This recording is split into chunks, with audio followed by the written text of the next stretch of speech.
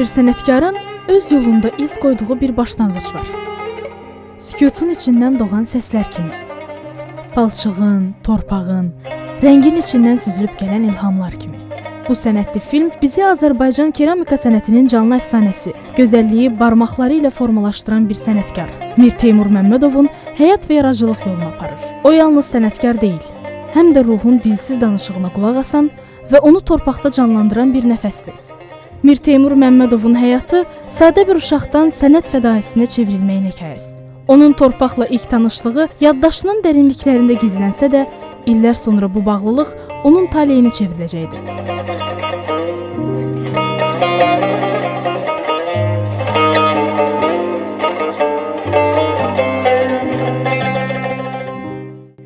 Mir Teymur Məmmədov 1947-ci ildə Bakı şəhərində anadan olub. Uşaqlıq illərində sənətə maraq göstərmiş, ailəsinin dəstəyi ilə 5 yaşından etibarən bu sahəyə yönəlmişdir.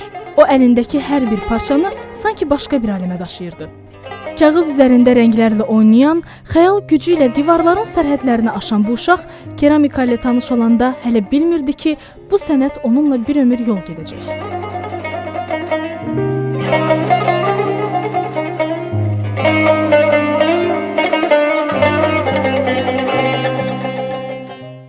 Sənət təhsilini Azərbaycan Dövlət Rəssamlıq Məktəbində almış Mir Teymur Məmmədov peşəkar keramika sənətinin incəliklərini burada öyrənmişdir. Sənətkarın yaradıcılığı milli dəyərlərə söykənən müasir yanaşması ilə seçilir. Onun əsərlərində qədim türk tamqaları, mifoloji elementlər və xalq nağıllarından motivlərə rast gəlinir. Ən tanınmış əsərlərindən biri 7 günahdır. Bu əsərdə insan təbiətindəki mənfi xüsusiyyətləri simvolik obrazlar vasitəsilə canlandırıb. Bu əsər günahların insan həyatına və cəmiyyətə təsirini dərin fəlsəfi yanaşma ilə təqdim edir. Digər məşhur Xocalı əsəri faciənin ağrısını və insan istirabını keramika sənətinin dili ilə ifadə edir. Əsərdə qırılmış formalar, ağlayan fiqurlar və parçalanmış strukturlar vasitəsilə Xocalı soyqırımının dərdi simvolik şəkildə canlandırılır. Sənət yolunun bu mərhələsində onun əsərləri yalnız bədii dəyər daşımır, hər bir mədəniyyətin, bir zamanın səsi və ruhu kimi qəbul edilir.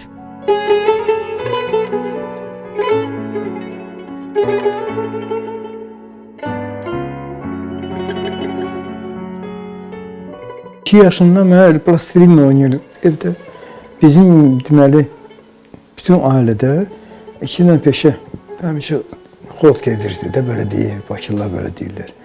Yəni ki, ya cərrah, həkim, ya da rəssam. Anam rəssamdır, Dilərə Məmmədova. Keramika mən icazə aldım mamada, çünki qorxurdu ki, mən yandıra bilərim əllərimi. Balaca soba idi, bu boydan soba idi. Amma ki, mən üçün çox yaxşı idi, çünki mən başa düşdüm ki, bu nə proseslər gedir. Hər əsər ki, mən yaradıram, şəhərlə bağlı, türkçülüklə bağlı, mənim yadımdadır. Yoxdur məndə belə şey. Bu yaxşıdır, bunlar yox, bunlar qoy gözləsinlər orada. Ana, uşaqları necə ola bilər ki, bu sevirəm, bunu sevmirəm. Allah özü bilir, haçan sənin ömrünü keçəcək. Heç nədən qorxmayın. Sözün var, sözlüdür, amma ki, tərbiyə olmalıdır.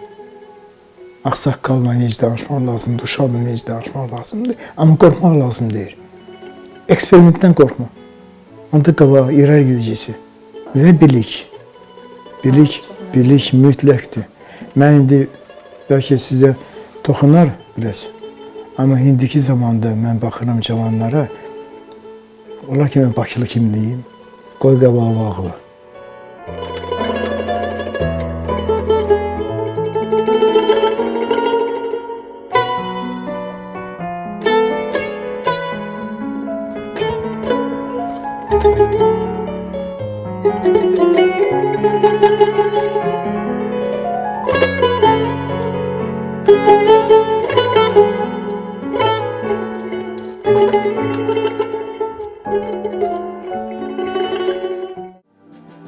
Piyanino birinci yerdədir, o kreativ düşüncə. Piyanino, ancaq piyanino. Sonra gəlir dulusçuluq, bəli. Onun üçün lazımdır, bilirsiniz? Mən istəyirəm ki, bütün Azərbaycan olsun balaca xudmani dərdin yer olsun. Nə üçün ola mənim şairlərim gedəndə, akademik girəndə, ya işə girəndə, bunlar hamısı kim baxır deyir, ha, Mir Teymur şairdir. Çünki mən tələb edirəm. Ya sən bununla məşğul olacaqsan, ya məşğul olma. Mənim vaxtımı götürmə, öz vaxtını öldürmə. Mən qısa danışıram.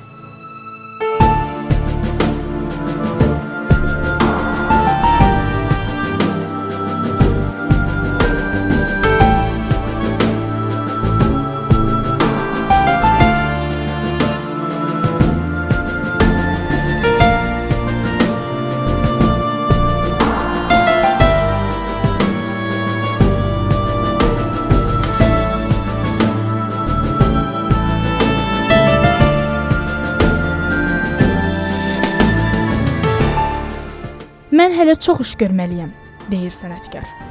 Onun sözlərinə görə sənət heç vaxt tamamlanmaz, daim inkişaf edir və yeni formalar axtarır. Mir Teymur Məmmədovun yaratdığı əsərlər sadəcə əşyalar deyil, həyatın özünü, xalqın ruhunu, keçmişi və gələcəyi birləşdirən canlı ifadələrdir. Onun sənət irsi gələcək nəsillər üçün əbədi bir miras olaraq qalacaq.